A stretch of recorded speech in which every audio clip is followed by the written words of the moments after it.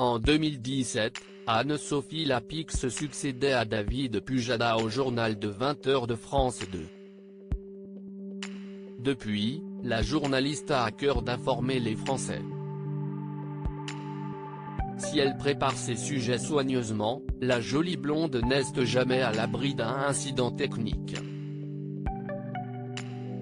À la fin du journal, CIST alors qu'un reportage sur la renaissance du château de Chambord était diffusé que le son s'est coupé et que l'image s'est arrêtée subitement.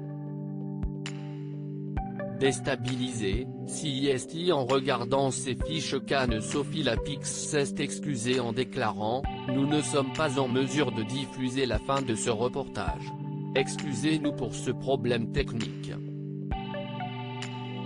Professionnelle, elle a ensuite repris le cours de son journal afin de montrer des images des supporters suite au sacre du club de football LOSC Lille, devenu champion de France de Ligue 1 hier soir. Quelques jours plus tôt, un petit bug avait déjà déstabilisé la présentatrice.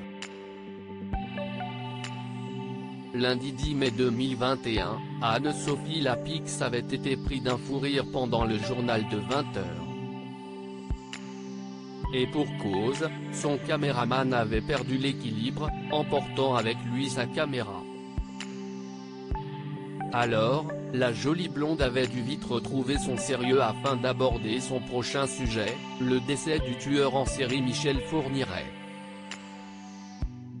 En fin de journal, elle s'était ensuite adressée aux téléspectateurs pour leur présenter ses excuses.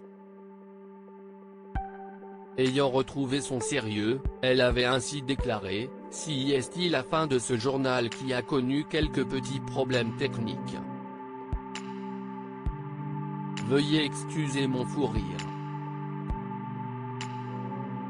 Anne-Sophie Lapix a de très bons souvenirs sur le plateau du JT en juin 2019, CIST à l'occasion d'un entretien accordé à Pure Média qu'Anne-Sophie Lapix avait évoqué ses souvenirs de présentatrice les plus marquants.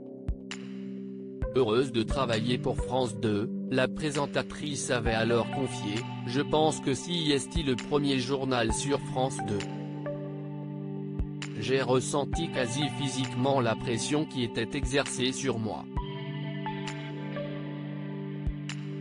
C'était assez périlleux. » Après avoir évoqué ses passages sur TF1 et LCI, la présentatrice avait déclaré « Très récemment, il y a aussi eu évidemment le journal improvisé le soir de l'incendie de Notre-Dame. C'était très particulier puisque nous n'avions en stock que des sujets liés à l'intervention prévue d'Emmanuel Macron. Quand je suis allé à l'antenne 10 minutes après l'annonce de l'annulation, nous n'avions donc plus rien. C'était vertigineux et émouvant aussi. Un mauvais moment à passer qui me laisse après coup un souvenir intense.